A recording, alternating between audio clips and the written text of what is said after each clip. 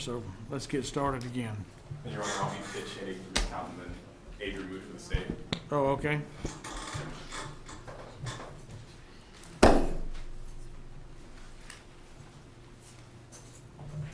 And give me testimony. I can read as well as anyone. Copy that. Read all. Just give me time.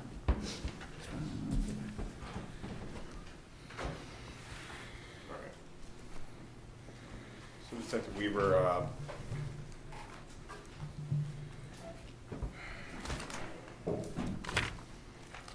when the defendant spoke with law enforcement, was there anything interesting about what he said regarding the pool? Yeah, he said that he had cleaned out the skimmer of the pool and kept saying he hoped that she hadn't fallen over the hose while chasing the dog. Okay, was there any mention of footwear at all? Yeah, he said that she has a tendency to wear cheap flip-flops. Okay, and when law enforcement is speaking with the defendant, I guess, is there any mention of the circumstances or what's been found on scene as to the victim's death or the circumstances surrounding her? No, not initially. So he's offering details that have not been offered to him? Correct. Okay, so the mention of the pool, mention of the flip-flops, these are things that have not been brought up to him? Correct. Okay.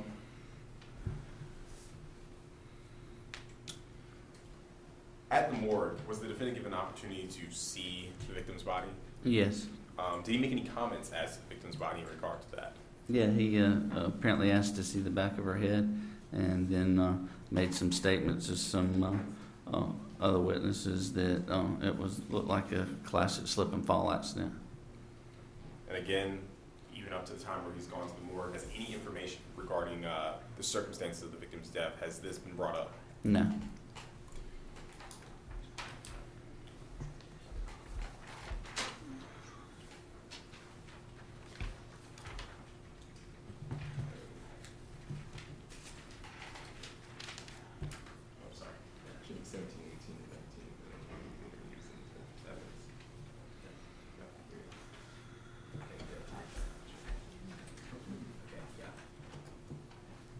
I move to introduce photos from the scene, states to 17, 18, and 19. No objection, Your Honor. Very admitted.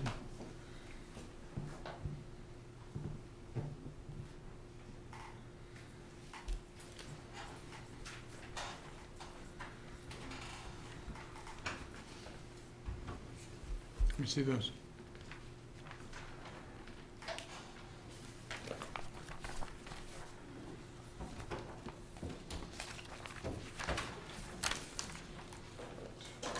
Now,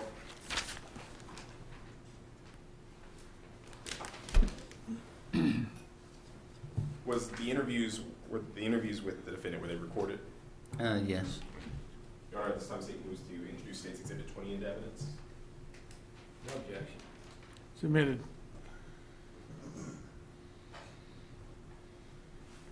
That's Exhibit 20. State's Exhibit 20, interview with the defendant. Now, when law enforcement met with the defendant, did he appear to have any injuries at all? Yes. He had a scratch under his eye. He had a red mark on his abdomen. Okay, and did the defendant offer an explanation for that scratch? Yes, said he was the scratch under his eye was from his 10-month-old daughter. Okay. The victim's fingernail scrapings, did they reveal any DNA evidence that was relevant in this case? Yes, it was identified as the defendant's. Okay. And that's underneath the victim's fingernails? Correct. Your Honor, this time the State moves to introduce photos, State's Exhibits 21 and 22 into evidence. No objection. Very admitted.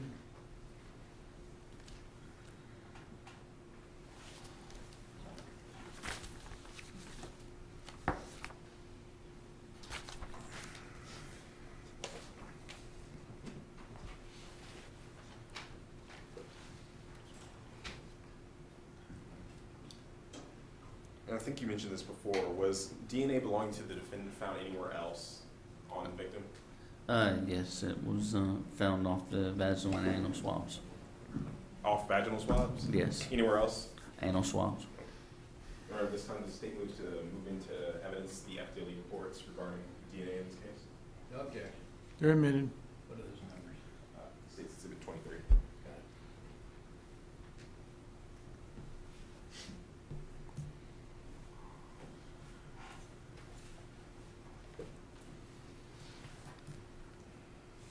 There's a 24 back to the gate. Doc, I need you one extra? Yeah, thanks. It's a pre-trial release.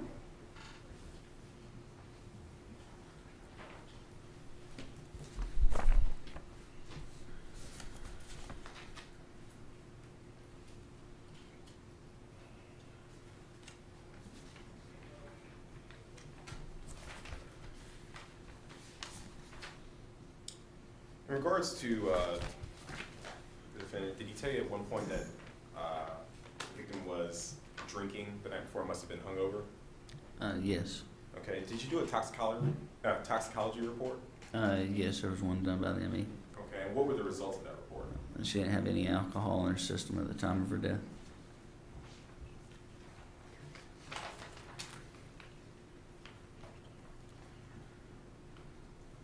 Did you become aware at one point in your investigation of the defendant's pretrial release officer filing an affidavit of violation for violation of pretrial release? Yes. All right, this time the state moves to introduce State's Exhibit 24, which is an affidavit of violation of pretrial release.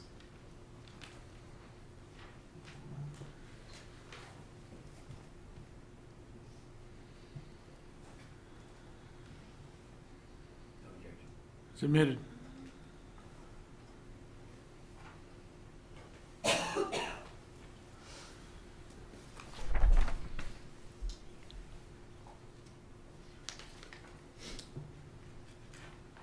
No further questions for Detective Weaver at this time. Questions, Mr. Taylor? Yes, sir.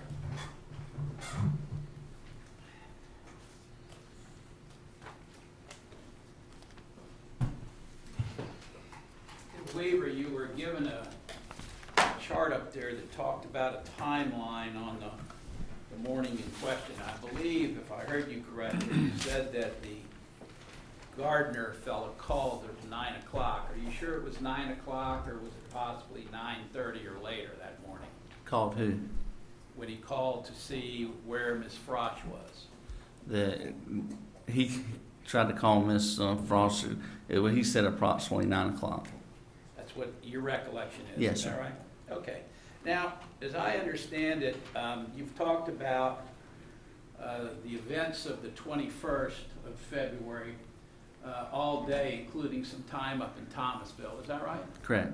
During the course of your investigation, did you not learn that for an extended period of time leading up to the 21st, Dr. Frasch and his wife had been seeing each other and had been together frequently? Correct, yes. As a matter of fact, did you not find out during the course of your investigation that over the Valentine's week or weekend, they were down in Miami Beach cavorting in a swimming pool? Yes, sir. Okay. So you had that evidence going in, and when you indicate that the relationship at times was up and down, that had been consistent all along. Isn't that true? Correct. Okay. Now, on the morning in question, you talked about the autopsy. Where in the autopsy report does Dr. Flanagan say is the time of death in this case? It's not in there. It's not in there. And were you present at the autopsy? Yes, I was. And that was done on the, what, 23rd? Yes, sir. So the body is found on the 22nd, Correct. and the autopsy is the 23rd, and it's in evidence, and nowhere in it does it indicate the time of death. Isn't that true? That's true. Okay. Nowhere in that autopsy is there a recording by the medical examiners to when any of the blows or the marks on the deceased were incurred. Is that right? That's right. Okay. On the morning of the 21st, or the 22nd, excuse me,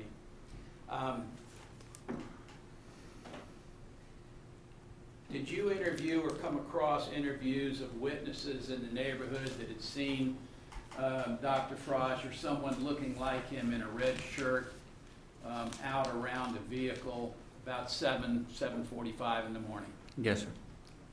Did you also, I think, indicate that he presumably was seen actually on the video, and you could document that he left Golden Eagle around 8 a.m.? Correct. Was there a time that he was also seen on video at a business location here in Leon County? Yes, sir. And what time was that? The exact time, I don't recall. I believe it was close to 9 o'clock. It was at Pep About Boys. 8:28 at Pep Boys. Pep Boys. Okay.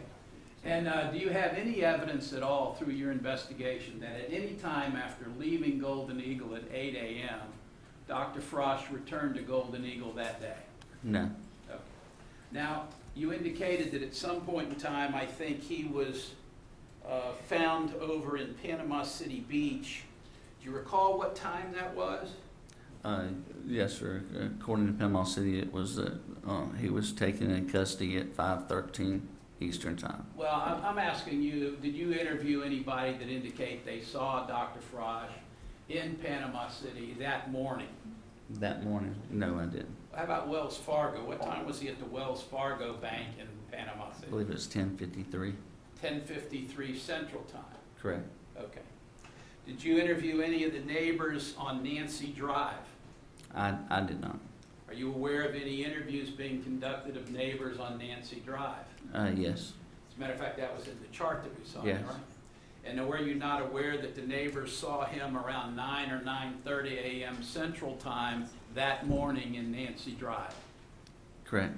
Okay, and Nancy Drive would be the street upon which his residence, Panama City Beach residence, is located. Is that Yes, right? Okay. Did you interview any other neighbors in Golden Eagle concerning what they may have observed that morning? I interviewed several, and other detectives did. Okay. How about a Mr. Christensen? Did you interview a Mr. Christensen? I didn't, but other detectives did. And you, as one of the main agents working the case, have seen those reports, have you not? Yes, sir. And do you recall what Mr. Christensen and his daughter told law enforcement they saw that morning? I do. Okay. I do. Okay. And did they in fact tell law enforcement that around 10:32 a.m. that morning they saw a slender black female with long dark hair that looked like the victim outside of her house by an SUV in the driveway? Yes. And that was at 10:32 a.m. Yes, sir. Okay. So we've got the defendant leaving the area around 8. He's in Panama City later, and he never's gone back into Killarn. Is that right? That's correct. Okay. Were you able to reconcile the testimony of Mr. Christensen and his daughter with the fact that law enforcement believed the victim was already deceased at the time he says he saw someone strikingly similar in the driveway by the SUV by the garage? Correct. Mr. Christensen's never changed his story, has he? No. As a matter of fact, you went back and interviewed or had somebody go back and interview him a couple of times in that regard. Isn't that true? Yes, sir. Now, were you able to determine from your presence at the autopsy how long the deceased had been in the swimming pool at the time she was found that morning? No. Were you or did you interview any of the first responders that were at the scene that morning? Yes. And who did you interview? Do you remember? Interviewed the firemen, and the EMS workers were interviewed. That would be Mr. Stubbs and Evans and Watkins. Yes, sir. And did, during the course of those interviews, any of them indicate to you anything that gave you pause for concern as to how long the victim had been in the water at the time she was found, roughly 11 a.m. on the 22nd? No. Did you recall being told by Captain Evans that he noticed the victim's fingertips in his opinion, did not look as if they had been in the water too long. Yes, he did say that. Okay. And by notice they hadn't been in the water too long, did you follow up and determine he was talking about a term known as wrinkling? That is the wrinkling of skin on, say, fingers or toes. Yeah, that's what he was talking about, yes, sir. Okay. And did, in fact, one of the other first responders, Brandon Hall, indicate to you something along the similar lines, that she did not appear to have been in the water very long? That's correct. He indicated to other detectives that he did. Okay. As a matter of fact, you learned through your investigation of these first responders that rigor mortis had not set in on the deceased at the time first responders got there at roughly 11 a.m. Correct. That when she was pulled out of the water, she was limp and loose and was not in any state of rigor. Correct. And you learned, did you not, from even Mr. Hall, that there was no wrinkling of the skin or the fingers? Yes. During the course of the autopsy, did you have occasion to check the toes or the fingers of the victim? I mean, I observed them while the autopsy was going on. Of course, this would have been another 14 or 15 hours later, correct? Correct. Okay.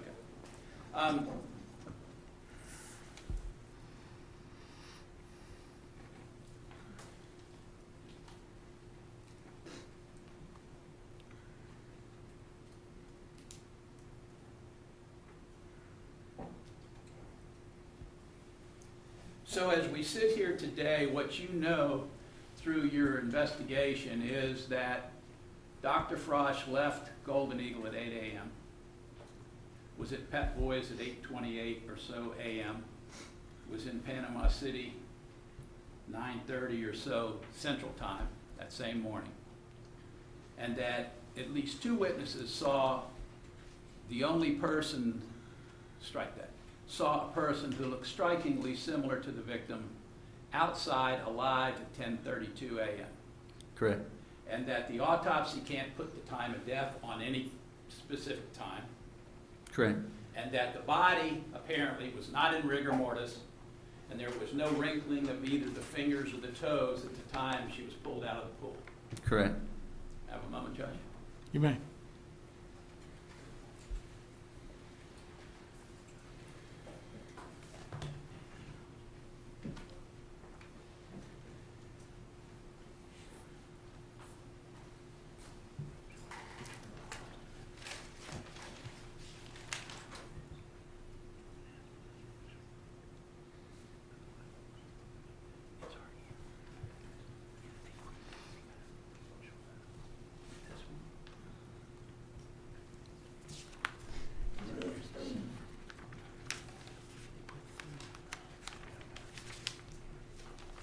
That's all I got, Your Honor.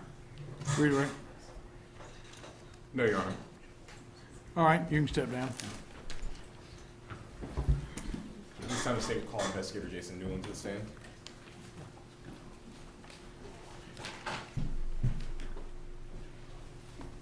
Solemnly swear affirm the testimony you're about to give be the truth, the whole truth, and nothing but the truth, so help you God. That's correct. Okay, be seated.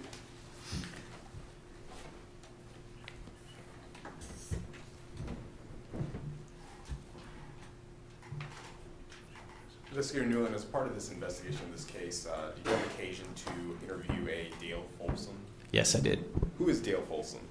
Dale Folsom was a roommate with Adam Frasch in the Leon County Jail. Okay. Was there any relevant information given to you by Mr. Folsom? Yes, Mr. Folsom indicated that Mr. Frasch began talking to him and opened up to him about his case. At one point, Mr. Frasch told Mr. Folsom that he knew his pool was going to be cold and that the cold water would affect the time of death, and that the pool could possibly, quote, clean the crime.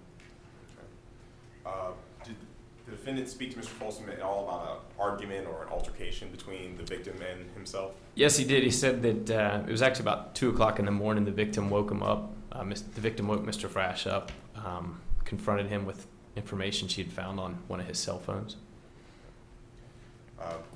I guess at any point did the defendant mention to Mr. Folsom the argument or altercation becoming physical?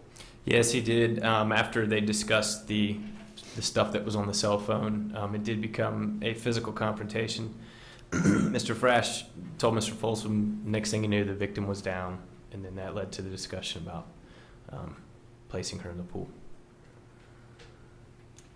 At any point did the defendant mention anything at the scene that needed to be moved or removed from the scene? As they were in the pod together, they continued to talk, and there came a point where the two were discussing getting a bond, and Mr. Frasch had asked Mr. Folsom if he got a bond, if he would remove golf clubs from his house. Now, Mr. Folsom, is he a choir boy? No. Okay. He's obviously in the Leon County Jail speaking with the defendant. Correct. Did the defendant mention anything about leaving the country or fleeing prosecution in this case? Mr. Folsom said that Mr. Frasch told him that if he were to get a bond, he would leave the country. Was a golf club recovered in this case? We did execute a search warrant and recover a golf club at That's from the scene of it? 8374 Inverness Drive. That's Yes, the scene of the crime? correct. All right, this time the state would introduce Stacy's exhibits 25 and 26 into evidence, a photo of the golf club and activity report. No objection? Okay, they're admitted.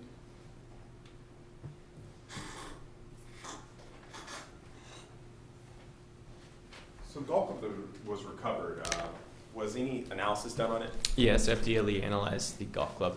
What was found on the golf club? On the club portion, the portion used to strike the ball, DNA of Samra Frasch was located.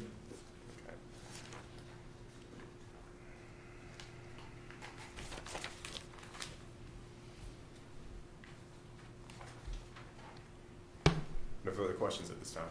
Cross.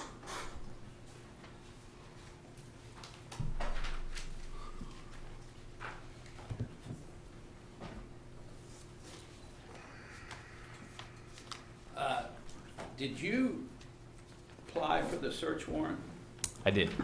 I'm sorry? I did, yes. And so you're the one that signed off on the probable cause affidavit concerning this guy Folsom? Yes, I did. You were asked a question by the prosecutor here, is he like, what, a choir boy or something like that? How many convictions were you aware that Mr. Folsom had at the time you applied for the search warrant? Several. Over 60? That could be. Over 65? I have no idea. Had he been known to law enforcement for years Yes, he had. as being a thief and a convicted felon, stealing from a number of people, including his own family? I don't know the details of his history. Well, and you didn't apparently try to find that out when you went to the judge with a warrant, is that right? I had verified his information. I think what you did is you stated in your probable cause, over the past few months, a witness known to law enforcement has come forward with information, has either been verified through further investigation or is information known only to law enforcement. Is that right? That's correct. And some of the things that this person with all these 60 or 70 convictions told you, among other things, that Dr. Frasch was going to flee the country. Correct. Well, did not he get released back in February, shortly after the homicide? Yes, he did. And did he flee? No, he did not. Matter of fact, he was here until a gun or an antique gun or something was found in his office up in Thomasville. Is that right? Correct. And then he was put back in custody. That's correct. Then he ultimately resolved that case by a plea and he was released again. Yes, he was. Okay. And did you know at all times where he was once he was released? I found out later, but not at the time of his release. He was living with family in Nebraska, is that right? That's what I heard, yes. Well, you were involved in the grand jury in this case, is that right? Correct. Okay. Were you aware that Dr. Frasch appeared before the grand jury? Yes, I was. Voluntarily? Yes. That is, he traveled back from Nebraska to Correct. appear. Correct. After he left the grand jury, Was an indictment was returned? Yes. And did you contact his counsel and ask that he be turned in? Yes. And did in fact he self-surrender on that indictment? Yes, he did. Okay. So you have no evidence whatsoever through your own independent investigation, well before you ever heard from Mr. Folsom, that the defendant was going to flee. Isn't that true? That's correct. And he never did flee at any time that you're aware of? No, sir. Okay. Now, Folsom also told you that Dr. Frasch was going to flee from Panama City in a Donzi. Correct. He mentioned the name of a boat. He did at one point. He did, a Donzi. Correct. As a result of this valid information from your witness, did you go to Panama City and try to determine whether or not there was any truth to this story? I did. And did you find a Donzi boat registered to Dr. Frasch? No, sir.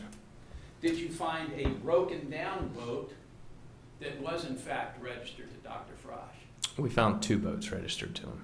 One was a fountain One was a fountain. and the other Maxim? Max. Were either of them operable? One would have been, but it sat outside too long. The other, no. One would have been, but it had been sitting outside too long, and the other one not. When Correct. you finished that visit to Panama City, did you go back and did either you or Detective Weaver then see Mr. Folsom again? I did. And lo and behold, did Mr. Folsom change his story about the type of boat there was? He did. What did he say this time? That it was a formula or a fountain. He couldn't remember exactly which one it was. Okay. And how did he say he come across that information? They were talking about boats, and he explained that Mr. Frasch didn't know boats very well, and he was trying to describe it to him, and he was throwing names out, and these are the ones that he kept saying yes to. He wanted to correct some story that he supposedly had given to Folsom to make sure Folsom had the name of the boat right? Is that what you're saying? I do not know. That's what Folsom said. No, Folsom just said they kept talking about boats. Okay. Now, this search warrant, you didn't go to the house. When was this? February 13th, 2015. So we're talking about literally almost a year. Correct. During that interim, were you aware whether or not the house had been occupied full time? I was unaware of it being occupied full time. Were you aware that the house had been the subject of at least one breaking and entering? Not at the time, I was not. When you went there to serve the search warrant, what did you find? An empty house. And did you find anything that would indicate that it had been broken into or that locks had been busted on doors? The door from the garage into kind of the kitchen laundry room area there was no lock left. It had been smashed open, correct? Correct. Okay.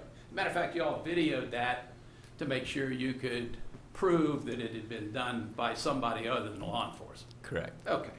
Now, you indicated that there was a golf club found in the corner of a bedroom. Correct. And I think that's now in evidence. You indicated also, I think in one of your reports, that the golf club had cobwebs all over it, like it had been sitting in the corner. Just down by the head towards the wall. Okay. In that photograph, do we see any cobwebs? I'd have to look at it closer.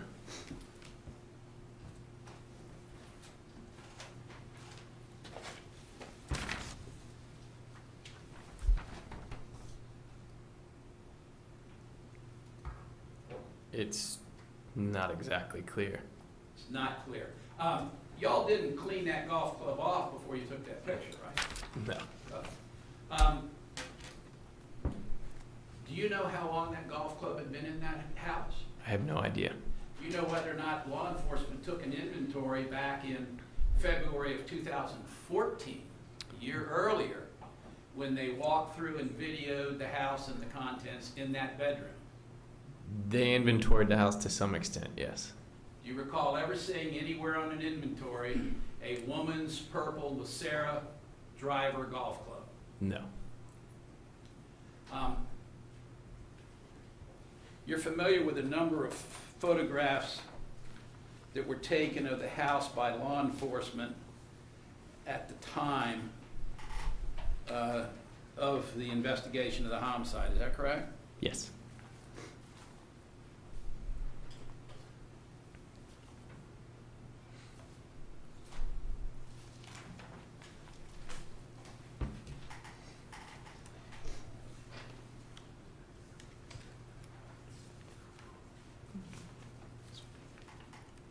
May I approach that? I mean, Showing you what's been marked as Defendant's Exhibit 1 through 4, and ask if you can identify what those depict. Defense Exhibit 1 is going to be a just further back picture of the golf club leaning in the corner of the master bedroom. That would be the scene that you would see when you walked in that day to serve the warrant? That's how it appeared as I executed the search warrant. Okay, Yes, how sir. about number 2? Number 2 is going to be the master bedroom, the date of the incident. It's a little further away shot, is it not? Yes, sir, it is. Okay, do you see that corner where the golf club is located in Exhibit 1? I do. And in Exhibit 2, do you see any golf club there? No. How about looking at Exhibit 3? It's a little closer shot, just a bit, is it not? It is from a different angle. Again, taken the time the law enforcement went through the house and the investigation. Any golf club there in the corner? No, sir. How about Exhibit 4? It's closer of the same corner. It's a big close-up of that corner, is that right? Yes, sir. Is there any golf club there? Not in sight, no, sir. Do you have any evidence to suggest, Judge, I'd move Exhibits 1, 2, 3, and 4 in. No objection, Your Honor. wait a minute.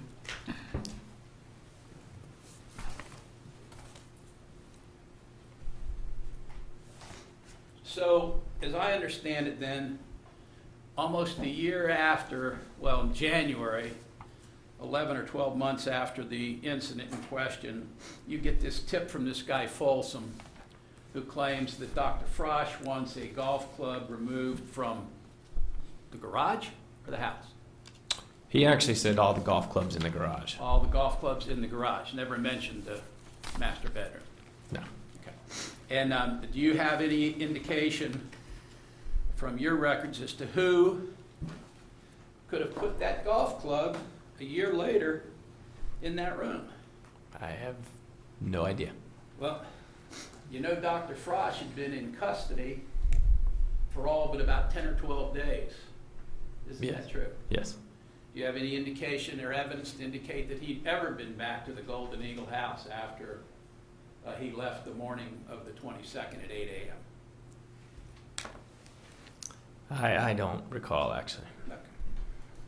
Do you know whether or not a police report had been filed by the family of Dr. Frasch concerning a break-in to that residence sometime in April or so of 2014? I'm aware of that now, yes. Okay. And you're aware that the TPD investigated that break-in, is that right?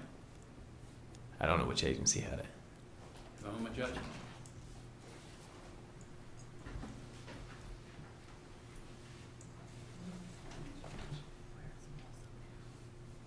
Oh, incidentally, this fellow Folsom, with all those convictions, he was in jail at the time.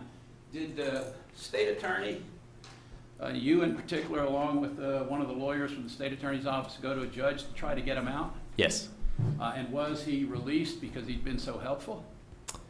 He was released as part of the investigation. As part of the investigation. And then, where is he now? Back in jail. I see. And he's back in jail because the investigation's over, or what? I violated his conditions. Again. Okay, that's all. Redirect. Redirect, Your Honor.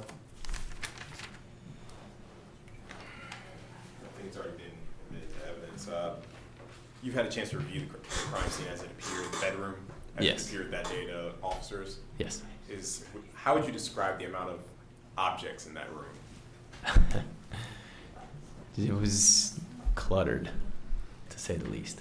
And at that point in time, did officers or investigators have any indication as to the murder weapon or what might have been used in the case?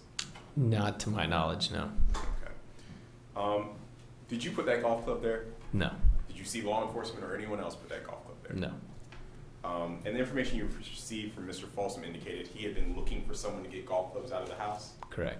And coincidentally, in the interim between this murder and you getting a search warrant, there was a break-in?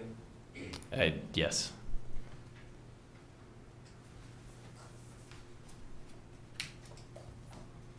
No further questions? All right, you can step down. Say there's no further witnesses at this time, Your Honor. All right, Mr. Taylor? Judge, I've got a couple of exhibits to introduce, if I may. I don't believe there's going to be objection, but I'll double check. The first one is Exhibit 3.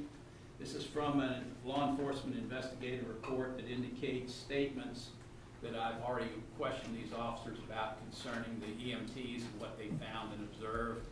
I think it's relevant to this hearing. It goes to the issue of time of death. Except you're on exhibit 5. I'm sorry? You want to do 1 through 4. 8. I'll make this 8. It's easier to change the letter. Okay.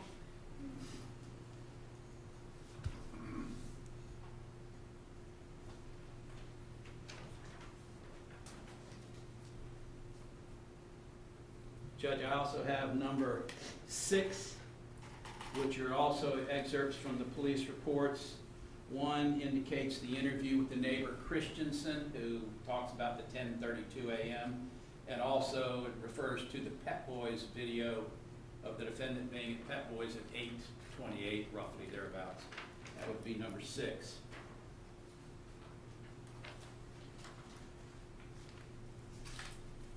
I would also move to introduce defendant's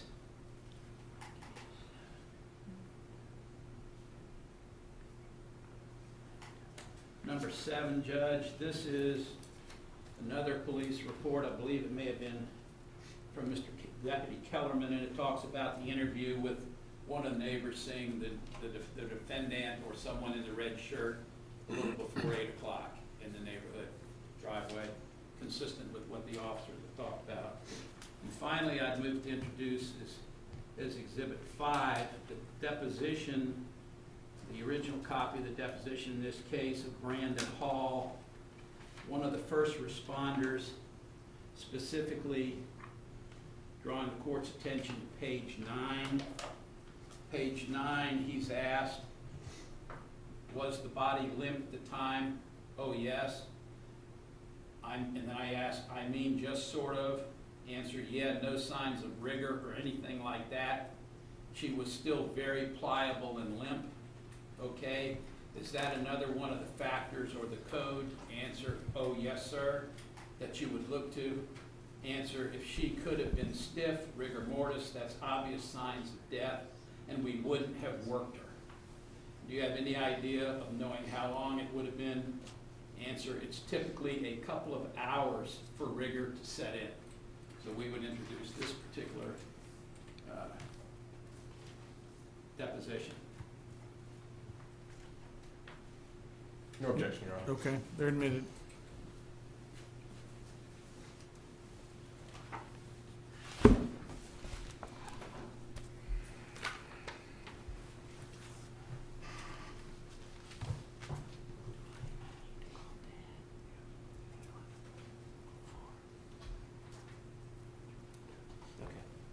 Judge, we have one witness. Okay. Alvin Frasch.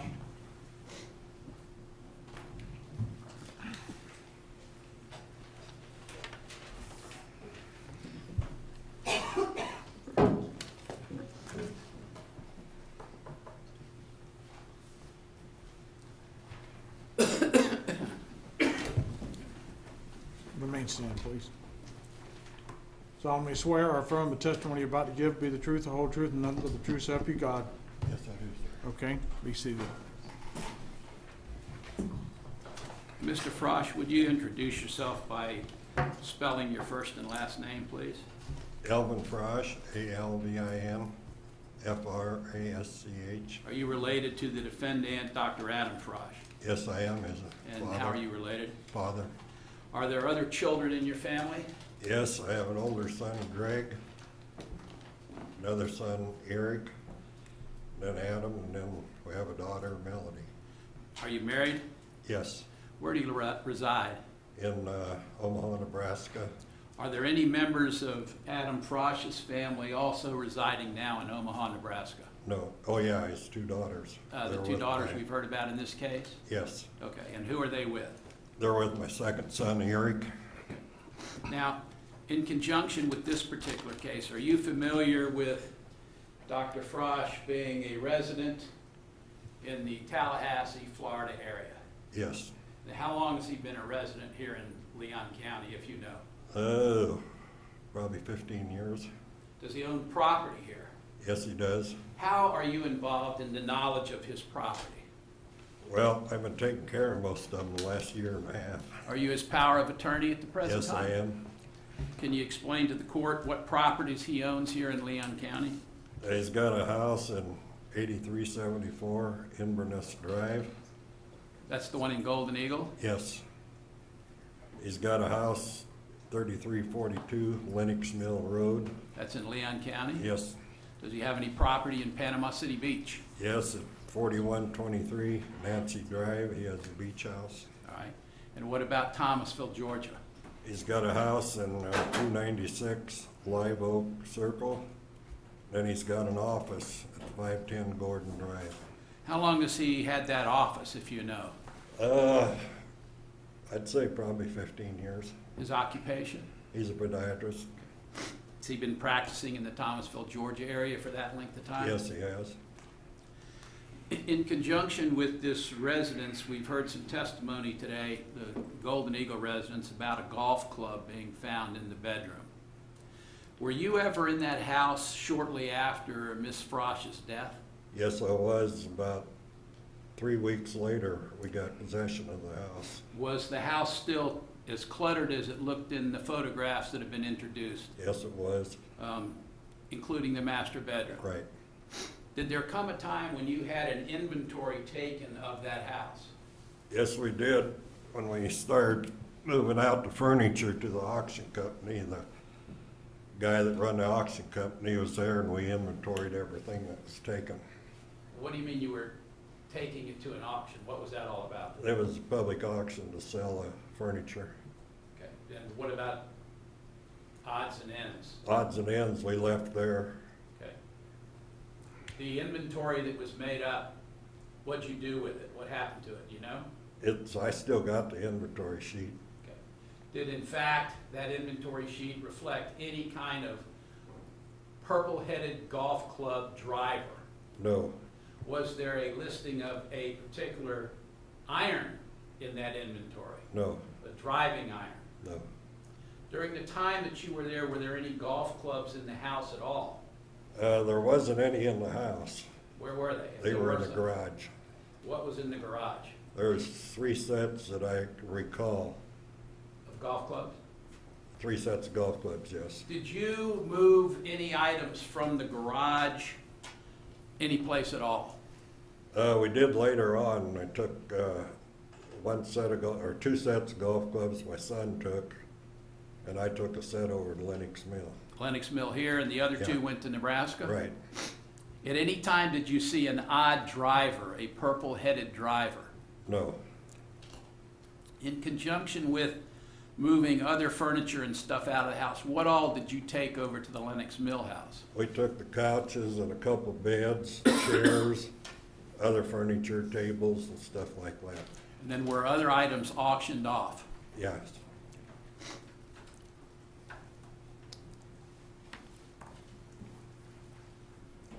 In conjunction with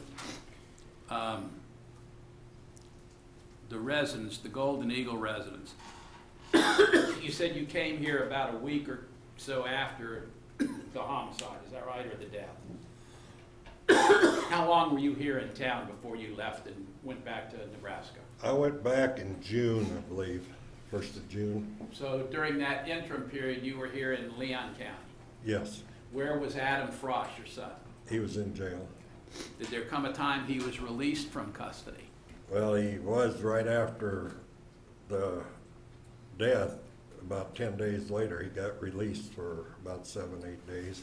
Okay, where did he live when he was released? We stayed at Panama Beach most of the time. At the house over in Panama Beach? Yes. Did there come a time when he got rearrested? Yes, we was up at the office when they came and arrested him that morning, and they didn't arrest him, they raided the place. And then we came down here at Tallahassee, and we was at Sam's, I believe, when they arrested him. What'd they charge him with, if you know? For the guns that What he had guns? that he had in the office up there. What guns were in the office up there, if you know? There was a couple classic pistols, and I believe they found a rifle, which I didn't find. They found it under the couch.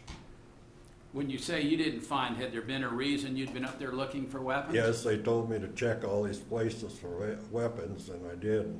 I didn't slide the couch out. I just lifted it up a little bit and looked behind it. It was under the couch instead of behind it. So that was the reason he was put back in jail? Yes, Did he remain in jail until he was released after a plea in that case? yes, When he was released, were you here? yes. Okay, what happened when he was released? We went back to Nebraska. Okay. How did you get back to Nebraska? We drove. Okay. And were his children out there at the time? Yes, Okay. Did there come a time after you got back to Nebraska, you decided, or he decided to come back to Tallahassee? yes, we were called back for the grand jury. Did he voluntarily appear for the grand jury? Yes, he did. How did you come with him? Yes, I did. We How did flew y'all back. get back here? We flew back. Were you present when he was at the grand jury? Yes, I was. Sit out in the hall with everybody else? Okay. After he made his appearance at the grand jury, were you all free to leave the courthouse? Yes, we were. Where did you go? We grabbed some clothes and took off for Nebraska again. See the kids? Yeah. What happened on the way? We got about 30 miles north of Tallahassee, and we got a call from you. Told us we had to report back to the jail in a half hour. Did you in fact drive your son back to the jail? Yes, we did. Voluntarily present Yes. him to the jail? At any time, had you made any plans with your son for him to flee the country or the area? No.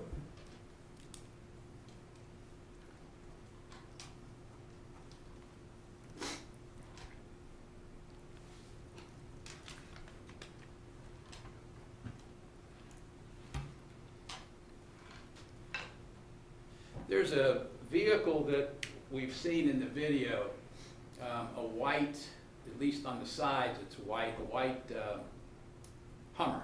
Yes. Are there any other colors to that vehicle? Well, the cover on the back is black, and the inside of the bed on the back is black. When you open the back tailgate and look in the bed, what color do you see? Mostly black. So if you're looking at the vehicle from behind, what color does it look like? It'll look like it'd be black. At the time you got to Golden Eagle after Mrs. Frosch's death, you said it's about a week, 10 days later? Yeah. Did you see this Hummer vehicle? It was sitting facing towards the bottom of the driveway. It was facing south. And it was right in front of the small garage door.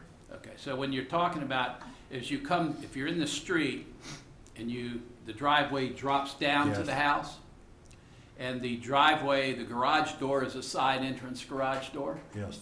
Okay. So was this Hummer parked perpendicular to the garage door or straight in? It was parked perpendicular. Okay. So the rear of the Hummer was facing the street? Yes, it was. Were there any other vehicles around that Hummer? There was a couple off to the left of it, to the edge, but they were cars. Who had the keys to that Hummer, if you know? Well, we eventually found the keys for the Hummer in a diaper bag. Okay. Do you know whether or not that Hummer had been moved at all from the time of the death of Mrs. Frasch? No. You certainly didn't have keys to it No. till later, is that right? Right. One moment, Judge. All right.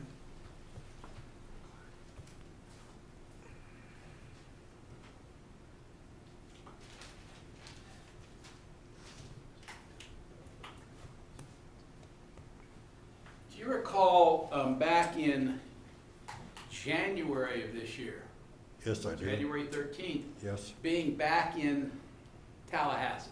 Yes. Do you recall meeting with myself and attorney Greg Cummings on that particular day. Yes, I do. Where did we go? We went to the Golden Eagle House. And what was the purpose of going to the Golden Eagle house? We was checking things over and taking pictures. And was Mr. Cummings taking photographs? Yes, he was. During the time we were in the house, had it pretty much been vacated? Yes, it was. Was most of the furniture gone? Yes, most of it was Do you gone. recall going into the master bedroom? Yes, we did. Yes, I do. When we were in the master bedroom, did you see any golf club against the wall in the corner? No, I didn't. Did you see any golf club whatsoever in the house on that day? No. That would have been in January of this year, is that right? Yes. January of 2015. Yes. That's all I've got, Judge. Thank you. Cross. Mr. Honor. Mr. Frasch, Golden Eagle is a pretty nice neighborhood, right? Yes, it is. Not a whole lot of break-ins, right? Well, it wasn't until he broke into the house. Right. After Yeah. the victim's death, right? Yes. In fact, we watched a video earlier, I think you were in the courtroom. There's a gate, it's a gated community, Yeah. right? That's to keep potential burglars and people who might break into the homes out. Yeah. Okay. You have to have how do you get into the community? Do you have a clicker? Or Yes, code? I do. Which is it? I'm sorry. A clicker. Oh, clicker, and that's given Automatic out. clicker opens the gate. Okay, that's given out to just residents. Yes. Neighbors are pretty attentive. Well, I never meet many neighbors. Now you say you took an inventory of everything in the house about I think 3 weeks afterwards. Yeah, well, it was longer, a little more than that. Okay, so you, Right about I guess that. when did this inventory take place? In reference to the victim? It was in March. In March. Yes. So you said there were odds and ends, right? Yeah. Did you inventory the odds and ends? Well, we pretty much, everything that they took and then everything that was left, I knew it was there. You knew, I mean, I guess you said there was an inventory list, correct? Yeah, that they took to the auction. They inventoried everything they took to the auction. Okay, so things that weren't taken to the auction, they weren't put on the list. No. Okay. So those odds and ends were just left off the list. Yeah. Now, you said there were 3 sets of golf clubs. Yes, in the garage. Okay, what kind of sets were those? 2 were men's sets and 1 was a ladies set. Ladies set. Did your, I guess, daughter-in-law play golf? Pardon me? Did your daughter-in-law play golf? She did a couple times, 3 times, I remember. So she had a set of clubs? Yes. Would it be unusual for a purple, I guess, driver or driver iron to belong to I her? don't recall seeing it. I'm not asking if you saw it, but Yeah. I'm saying would that strike you as odd that she might own one of those? Yeah, it would be. Why? Because the set that we took, they were normal brown clips. Okay. Brown? Brown. Like wooden? Yeah, the drivers and then the irons and stuff was in the set. I mean, I played a little bit of golf. They still make wooden drivers? Well, they're metal, but I said brown. They're kind of orange beige color and stuff like that. Okay. So these set of women's clubs, where did you sell those? I didn't sell them. My other son, when he went back in April, he took them with him back to Nebraska. So your son would still have those clubs? Yeah, I think so, yeah. And you said they would be brown? No, they're just normal clubs, like driver is beige, and then irons are like they are. Metal irons and stuff like that. Now, you talked about this rifle that was found in your son's office. Was there any indication that that wasn't your son's rifle? Well, it could have been. I didn't know. I didn't find it. The Medicare agents found it. Well, you talked to your son about it, right? No, not before. I mean, when he was pleading out to the charge of violating his pretrial release, you talked to him about the rifle. Yeah, after they found it, yeah. Did he indicate to you that it was planted there? No. Okay. He took ownership over it. Well, it was his, yeah. And that was an example where you had looked for stuff, Yes. and you thought you had found everything, and something ended up that you didn't find. Right. So say to say your son keeps stuff sometimes in places where you don't find it. Yeah, well, he's got so much, you never know. Right, right. The house was pretty cluttered. Yeah. No further questions? Redirect. No questions. All right, you can step down, sir.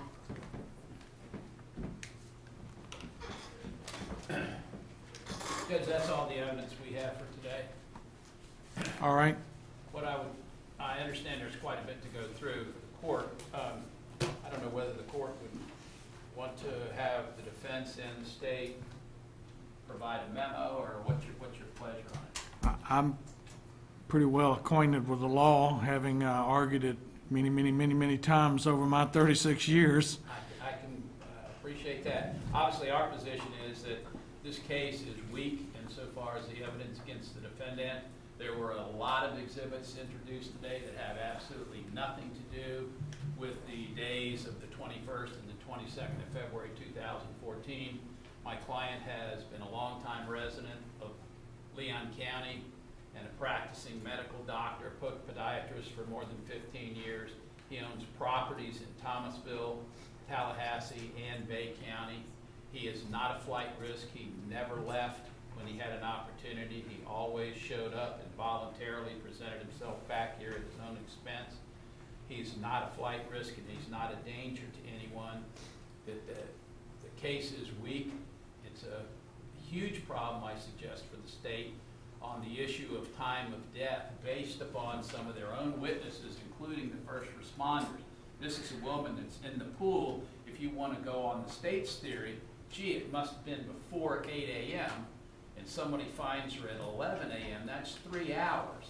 And there's absolutely no wrinkling or pickling of the extremities, that is the fingers and toes. The EMTs look for that.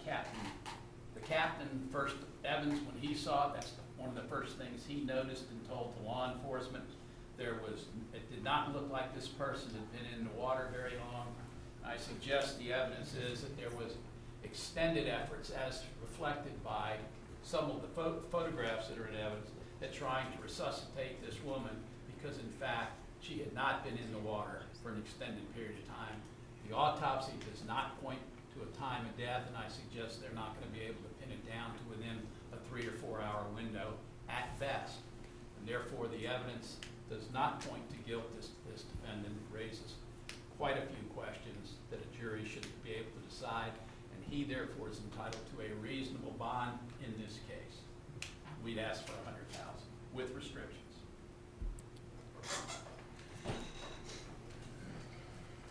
Your Honor, I think the state has laid out and met its burden of proof evident presumption great, particularly when aided by the defendant's statements to law enforcement. When you think about the small time window we're talking about between the argument that occurred that night, I think there was testimony that supported argument between the defendant and the victim began at 12 a.m., continued at 4 a.m., and then boom, by 8 o'clock, we have a spur of the moment, the defendant decides to take his 2 daughters and himself to Panama City Beach. And in some point in 3 hours after that, the victim, Ms. Frasch, is found in the pool, dead with blunt force trauma to the back of her head and having drowned, according to the medical examiner. So we're talking about a very, very small window, and simply falling into the pool does not explain that caused the blunt force trauma to the head. And as according to the medical examiner, which Detective Weaver talked about, there's no chance in the medical examiner's opinion that this was an accident. So we have to explain, there has to be some sort of explanation for what happened in that time. And I think that's indicated by the defendant's admissions to law enforcement, particularly with what I brought out through Detective Weaver, discussing when he appeared at the morgue and he asked the mortician to check the back of the head. And he's making statements about, this looks like a classic slip and fall case, and this is the result of her wearing cheap flip-flops. And again, I reinforce with Detective Weaver, were any details released about the crime scene or the circumstances of death? And again, the answers were no, no, no. But lo and behold, what would you find at the scene? A flip-flop conveniently placed in the pool with a cord placed conveniently by that flip-flop. and some bleach. No evidence that was placed. That would be the state's contention, Your Honor. I would agree. That would be the state's argument and contention. But what do we find in the photos that are in evidence? A cord, a flip-flop, and some bleach. Everyone here is aware that Dr. Frasch is a medical doctor and would be familiar with methods by which cause of death or determining cause of death could be frustrated by law enforcement. And there were indications in the evidence that that was indeed done by what the statements made to Dale Folsom, the defendant's pod member or roommate in the pod. The defendant very clearly has very substantial assets. No amount of bond can assure us that he will appear here to stand ready for trial. I think there was testimony he has over 60 vehicles, 3 different residences. There's no amount of bond, certainly not $100,000, that is going to secure his appearance here for trial in 3 short months. And I think what really sticks with me, Your Honor, and I think what points to proof evident presumption great is simply how in the world does he know these details about this case when he hasn't been told anything? He's being confronted about the death of his wife, and how does he have these details about checking for the back of her head, cheap flip-flops, falling into the pool? How would he know any of these things when no details have been provided to him? It points to having knowledge of the crime because he was there, Your Honor. So, Your Honor, we'd be asking that you hold the defendant no bond because the proof is evident and the presumption is great of guilt. Thank you. Well, Judge, just in brief response, there's an awful lot of speculation, it looks like, and conjecture on the state's part. First of all, the fact that the defendant had lived with and been married to this woman for a long time and was residing in the house, he would certainly know what kind of shoes or flip-flops she would wear around the house, typically out around the pool. So I don't see that there's anything to that. And I think the biggest problem that I've got with this case is that you've got the Christiansens that are clearly saying at 10:32, a woman looking strikingly like this deceased is outside the SUV by the driveway. And they were adamant about that. There is absolutely nothing the state's put on to rebut that testimony, which leads us to believe that if it was a homicide, somebody else did it, not this man. May I briefly respond, Your Honor? Your Honor, as you mentioned, you've been on the bench for quite some time and you were a defense attorney beforehand, and I'm sure Your Honor is quite familiar with mistaken witness testimony where people think they saw something on a certain day and witness memory being faulty. But I think it's also interesting, and I think this came out in the slideshow presentation about the voicemails that were left on the victim's phone and how awkward and peculiar they were. The state would argue that they very clearly indicate someone laying out a alibi or I wasn't there when I know something's going on about what's on those voicemails. They're very awkward in the sense of, I'm with the kids like you wanted to so you could have some free time, Your Honor, is the large overall takeaway. Just shortly after he's left, if we're to believe everything was okay that morning, just shortly, a few short hours afterwards, these voicemails will start being left. And, Your Honor, you add that in addition to everything else, very clearly shows proof evident, presumption great guilt. I'm ready to rule. I don't need to go through all this stuff that was introduced here today to rule on a bond issue. First of all,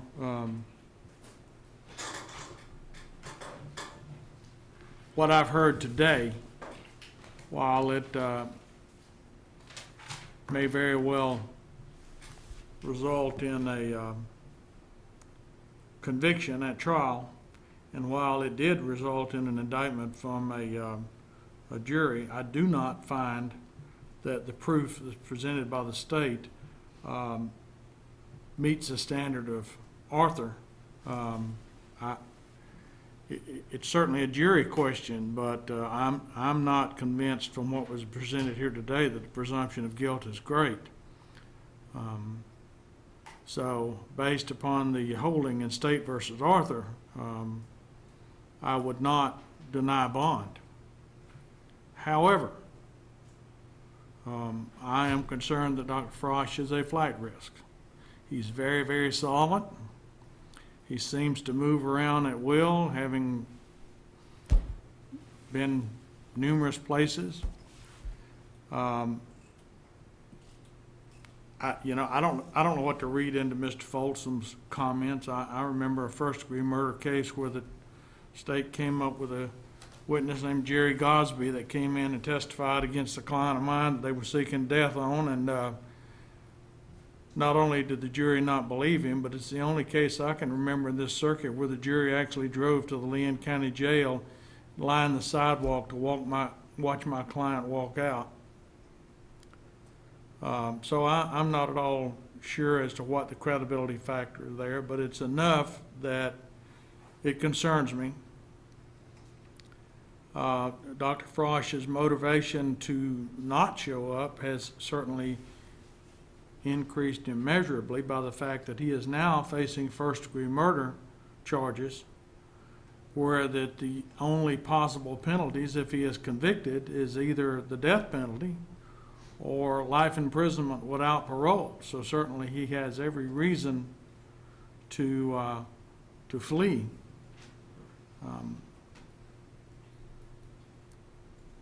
That, coupled with the fact that I have set this case for trial, and I've assured everyone that this case is going to trial on the 16th of November, and I have it on my calendar, and I have 30 other cases that have all been subject to being moved so we can try this case. That's 84 days away. I don't think that is a great imposition on the doctor to remain where he is until we get this case to trial on November the 16th. So because of that, I'm not going to grant him a bond. He can remain in the Lynn County Jail. We'll try this case on November the 16th, and state can take their best shot, and we'll let a jury decide it. May very well be that Dr. Frasch is out of here and doesn't have to worry about bond or anything else. But I'm gonna let him stay where he is. I'm not going to give him the temptation to leave, and I'm going to let a jury decide this issue. So, bond denied.